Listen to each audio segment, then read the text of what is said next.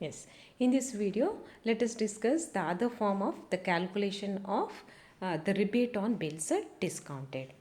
Last ಎರಡು ವಿಡಿಯೋಸಲ್ಲಿ ನಮಗೆ profit and loss ಅಕೌಂಟಿಗೆ ಎಷ್ಟು ಇಂಟ್ರೆಸ್ಟ್ ಆ್ಯಂಡ್ ಡಿಸ್ಕೌಂಟನ್ನು ಕ್ಯಾಲ್ಕುಲೇಷನ್ ಮಾಡಬೇಕು ಅನ್ನೋದನ್ನು ನಾವು ಕ್ಯಾಲ್ಕುಲೇಟ್ ಮಾಡಿದ್ದೇವೆ. ಸೊ ನಮಗೆ ಅಲ್ಲಿ ಜರ್ನಲ್ ಎಂಟ್ರಿ ಪಾಸ್ ಮಾಡಲಿಕ್ಕಿತ್ತು, ಆಮೇಲೆ ಲೆಡ್ಜರ್ ಅಕೌಂಟ್ ಪ್ರಿಪೇರ್ ಮಾಡಲಿಕ್ಕಿತ್ತು. ಇಲ್ಲಿ ಏನಂತ ಹೇಳಿದರೆ ಇಂಥ ಪ್ರಾಬ್ಲಮ್ಸಲ್ಲಿ ಏನು ಮಾಡ್ತಾರೆ ಅಂತ ಹೇಳಿದರೆ, they will give the information on the different bills. ಒಂದು ಬಿಲ್ಲಿದ್ದು ಇನ್ಫಾರ್ಮೇಷನ್ ಕೊಡೋದಿಲ್ಲ, ಬಟ್ ಬೇರೆ ಬೇರೆ ಬಿಲ್ಲಿದ್ದು ಇನ್ಫಾರ್ಮೇಷನ್ ಕೊಡ್ತಾರೆ.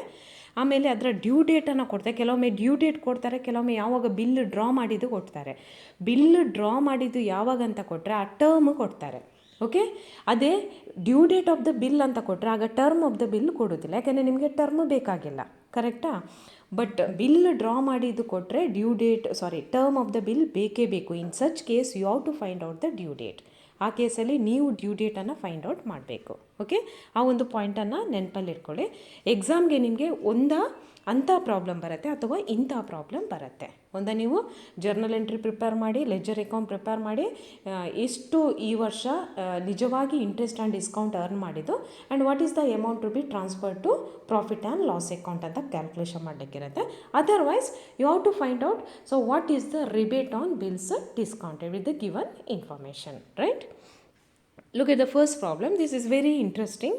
ಇದು ತುಂಬ ಸಿಂಪಲ್ ಮತ್ತು ಇಂಟ್ರೆಸ್ಟಿಂಗ್. ಎರಡು ಪಾಯಿಂಟ್ ನೆನಪಲ್ಲಿ ಇಟ್ಕೊಳ್ಬೇಕು ಅಷ್ಟೇ. ಒಂದು, you should see whether the due date of the bill is given. If the due date of the bill is given, it's very simple, ನಿಮಗೆ ಅಲ್ಲಿ ಪ್ರಾಬ್ಲಮೇ ಇಲ್ಲ. If the due date of the bill is not given, due date suppose ಕೊಟ್ಟಿಲ್ಲ ಅಂದರೆ ಆಗ they will give when the bill is drawn. ಬಿಲ್ಲನ್ನು ಯಾವಾಗ draw ಮಾಡಿದಾರಂತ ಕೊಟ್ಟಿರ್ತಾರೆ, ಅದರ ಜೊತೆ ಟರ್ಮ್ ಆಫ್ ದ ಬಿಲ್ ಎಷ್ಟು ಅಂತ ಕೊಟ್ಟಿರ್ತಾರೆ. ಕರೆಕ್ಟಾ? ಅದು ಎರಡು ಇನ್ಫಾರ್ಮೇಷನನ್ನು ನೀವು ನೋಡಿಕೊಂಡು ನೀವು ಡ್ಯೂ ಡೇಟನ್ನು ಫೈಂಡ್ ಔಟ್ ಮಾಡಬೇಕು. ಅದೆರಡೇ ಪಾಯಿಂಟನ್ನು ಗಮನಿಸಬೇಕಂಥದ್ದು. ಉಳಿದದ್ದೆಲ್ಲ ಇಲ್ಲಿ ಪ್ರೊಸೀಜರ್ ಸೇಮ್ ಆಗಿ ಇರುತ್ತೆ. ಓಕೆ, ಫಸ್ಟ್ ಪ್ರಾಬ್ಲಮ್ ನೋಡುವ.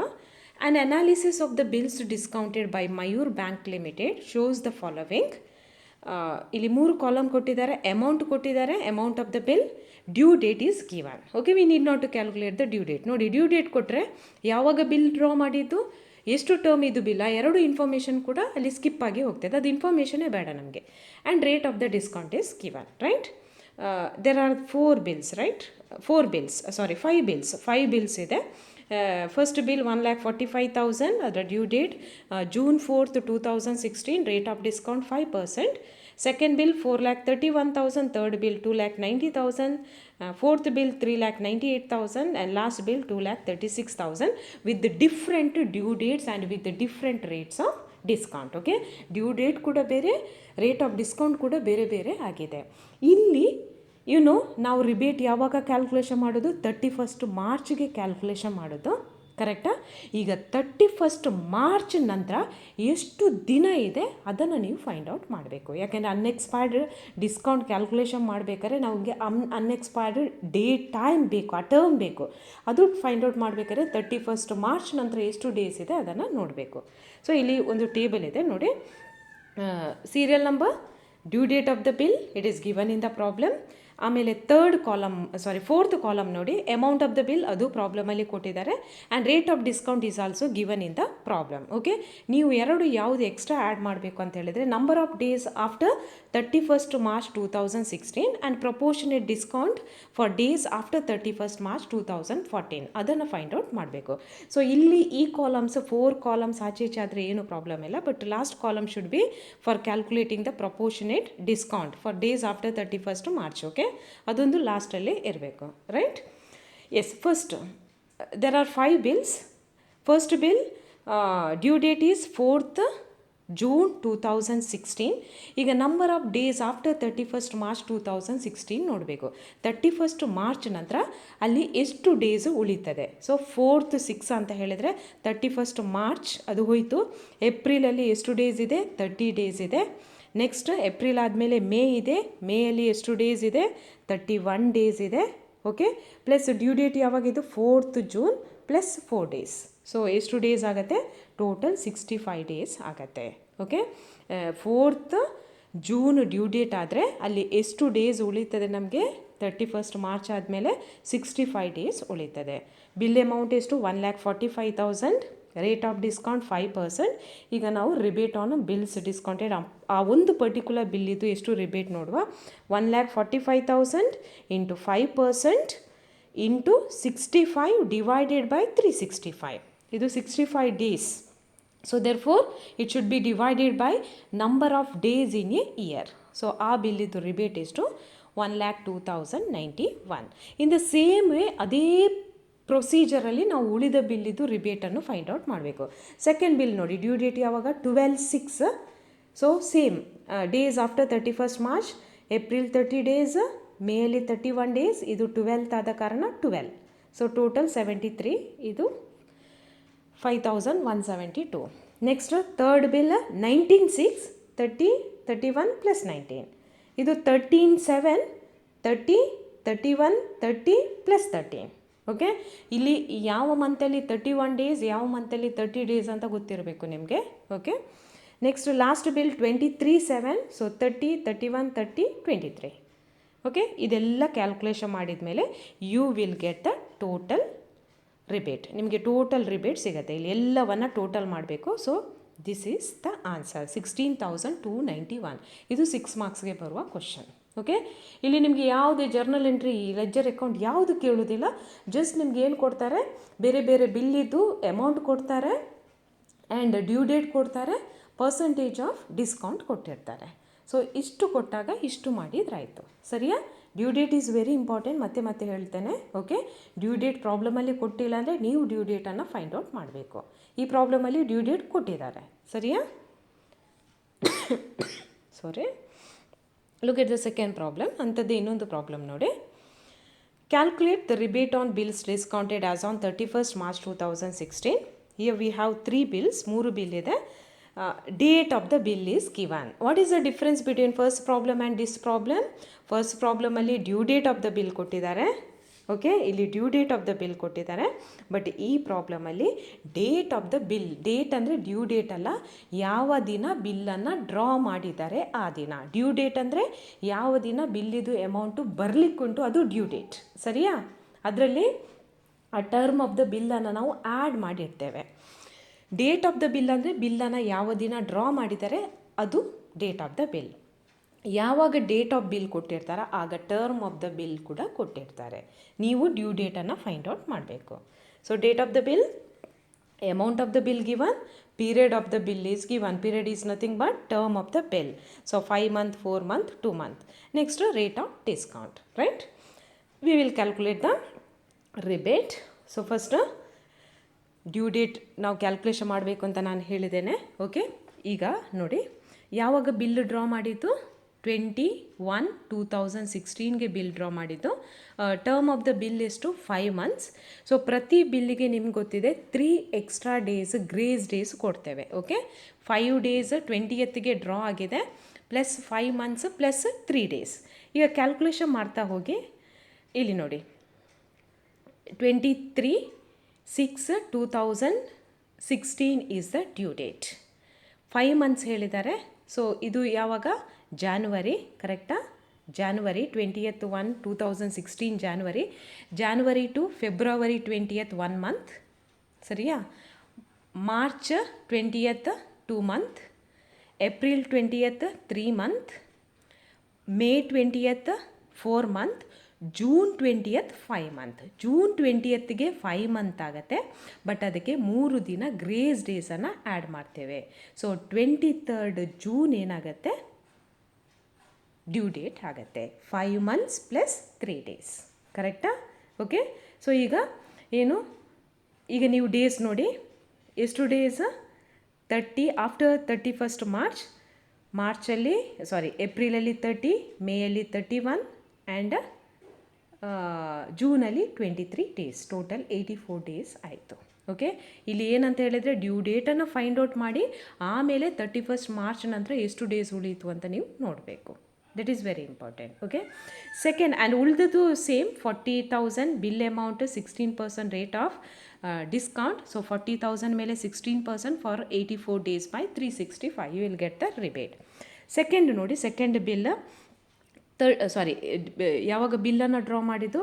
10/2/2016, 4 months ಅಂತ ಹೇಳಿದ್ದಾರೆ. 10/2 ಅಂದರೆ ಫೆಬ್ರವರಿ 10, ಮಾರ್ಚ್ 10ಗೆ 1 ಮಂತ್, ಏಪ್ರಿಲ್ 10ಗೆ 2 ಮಂತ್, ಮೇ 10ಗೆ 3 ಮಂತ್, ದೆನ್ ಜೂನ್ 10ಗೆ 4 ಮಂತ್ಸ್. ಕರೆಕ್ಟಾ? ಜೂನ್ 10ಗೆ 4 ಮಂತ್ ಆಗುತ್ತೆ, ಪ್ಲಸ್ 3 ಡೇಸ್ ಗ್ರೇಸ್ ಕೊಡ್ತೇವೆ. So 13th June 2016 will be the due date. I hope you are following. ನಿಮ್ಗೆ ಅರ್ಥ ಆಗ್ತದೆ ಅಂತ ನಾನು ಅಂದ್ಕೊಂಡಿದ್ದೇನೆ. ಇದು ಸಿಂಪಲ್, ಏನು ಕಾಂಪ್ಲಿಕೇಟೆಡ್ ಏನಿಲ್ಲ, ಬಟ್ ನಿಧಾನವಾಗಿ ನೀವು ಅದನ್ನು ಕ್ಯಾಲ್ಕುಲೇಟ್ ಮಾಡ್ತಾ ಹೋಗಬೇಕು. ಓಕೆ, ಈಗ ಸೊ 13/6/2016 ಆದರೆ 31st ಮಾರ್ಚ್ ನಂತರ ಎಷ್ಟು ಡೇಸ್ ಇದೆ ಅಂತ ನೋಡಬೇಕು. ಓಕೆ, ಸೊ 31st ಮಾರ್ಚ್ವರೆಗೆ ಬೇಡ, ಏಪ್ರಿಲಲ್ಲಿ 30 ಡೇಸ್ ಇದೆ, ಮೇಯಲ್ಲಿ 31 ಡೇಸ್ ಆ್ಯಂಡ್ ಜೂನಲ್ಲಿ 13 ಡೇಸ್.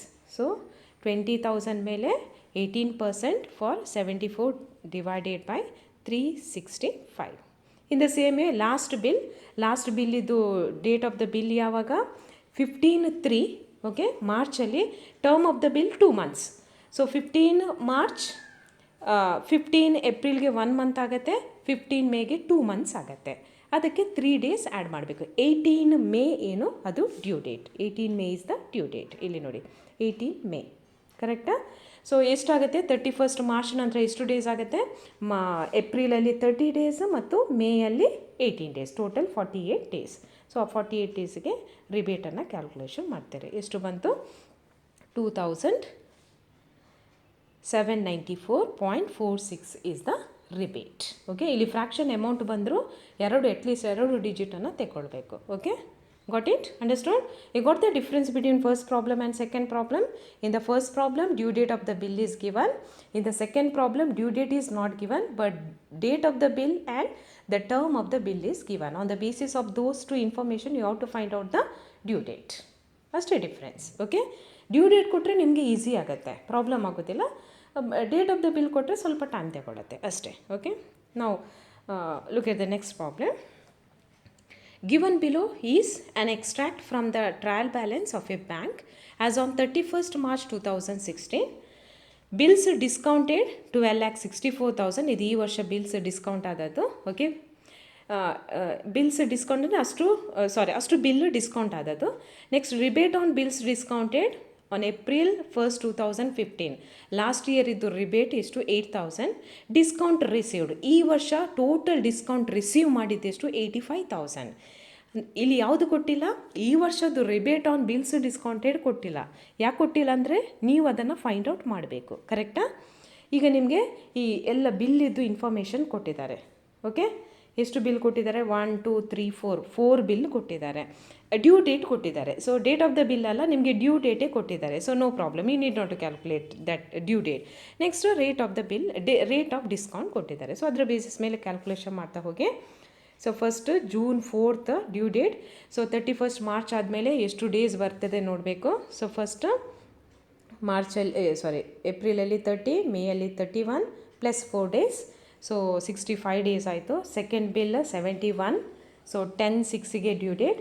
ಥರ್ಡ್ ಬಿಲ್ 24/6ಗೆ ಡ್ಯೂ ಡೇಟ್, 85 ಡೇಸ್ ಆಗುತ್ತೆ. And last bill 5th July. So ಎಷ್ಟು? 96 ಡೇಸ್ ಆಫ್ಟರ್ 31st ಮಾರ್ಚ್ ಉಳಿತದೆ. So you got the total rebate. ಇಲ್ಲಿ ನಿಮಗೆ total rebate for the year ಸಿಕ್ಕಿದ್ದು 13,001. In the problem, the total discount receive during the year is given, last year rebate is given, and this years rebate we calculated it. Okay, ಈಗ ನಾವು ಅದನ್ನು ಎಷ್ಟು profit and loss ಅಕೌಂಟ್ಗೆ transfer ಮಾಡೋದಂತ ಈಸಿಯಾಗಿ find out ಮಾಡ್ಬೋದು. So ನಮಗೆ journal entry pass ಮಾಡಲಿಕ್ಕೆ ಹೇಳಿದ್ದಾರೆ. ಇಲ್ಲಿ ನಾರ್ಮಲಿ ಇರುವುದಿಲ್ಲ, ಇದು ಸ್ವಲ್ಪ ಕಾಂಪ್ರಹೆನ್ಸಿವ್ ಪ್ರಾಬ್ಲಮ್. ಓಕೆ, ಇದು 12 ಮಾರ್ಕ್ಸ್ ಇದು ಪ್ರಾಬ್ಲಮ್. ಇಂಥ ಕ್ವಶನ್ ಏನಾದರೂ ಕೇಳಿದರೆ ಇದು 12 ಮಾರ್ಕ್ಸಿಗೆ ಕೇಳ್ಬೋದು. ಇಲ್ಲಾಂದರೆ ನಮಗೆ ಜಸ್ಟ್ ರಿಬೇಟ್ ಮಾತ್ರ ಕ್ಯಾಲ್ಕುಲೇಷನ್ ಮಾಡಲಿಕ್ಕೆ ಇರುತ್ತೆ, ಆರ್ ಅದರ್ವೈಸ್ ಬೇರೆ ಇನ್ಫಾರ್ಮೇಷನ್ ಕೊಡ್ತಾರೆ, ಜರ್ನಲ್ ಎಂಟ್ರಿ ಪಾಸ್ ಮಾಡಲಿಕ್ಕೆ ಇರುತ್ತೆ. ರೈಟ್? ಓಕೆ, ಜರ್ನಲ್ ಎಂಟ್ರಿ ನೋಡಿ. ಇಲ್ಲಿ ಫಸ್ಟ್ ಕ್ಯಾಲ್ಕುಲೇಷನ್ ನೋಡಿ. ರಿಬೇಟ್ ಈ ವರ್ಷ ಡಿಸ್ಕೌಂಟ್ ರಿಸೀವ್ ಮಾಡಿದ್ದು 85,000 ಪ್ರಾಬ್ಲಮಲ್ಲಿ ಕೊಟ್ಟಿದ್ದಾರೆ. ಬಿಗಿನಿಂಗಲ್ಲಿ ರಿಬೇಟ್ ಇದ್ದದ್ದು 8,000, ಸರಿಯಾ? ಸೊ ಈ ವರ್ಷ ನಾವು ರಿಬೇಟ್ ಕ್ಯಾಲ್ಕುಲೇಷನ್ ಮಾಡಿದ್ದೇವೆ 13,001, ಅದನ್ನು ಡಿಡಕ್ಟ್ ಮಾಡ್ತೇವೆ. So year the total interest and discount to be transfer to profit and loss account is 79,999.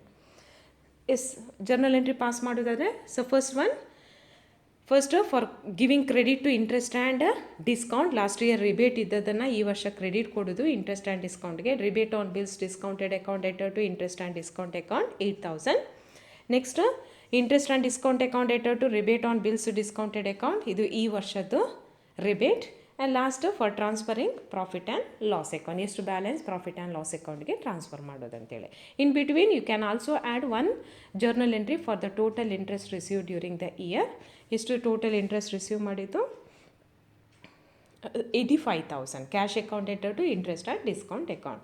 So you can add that entry. Okay, so on the journal entries or otherwise, so statement ರೀತಿ ಕೊಡ್ತಾರೆ, you have to calculate rebate on bills discount. ಎರಡರಲ್ಲಿ ಒಂದು problem 6 ಮಾರ್ಕ್ಸ್ಗೆ ಬಂದೇ ಬರುತ್ತೆ, right.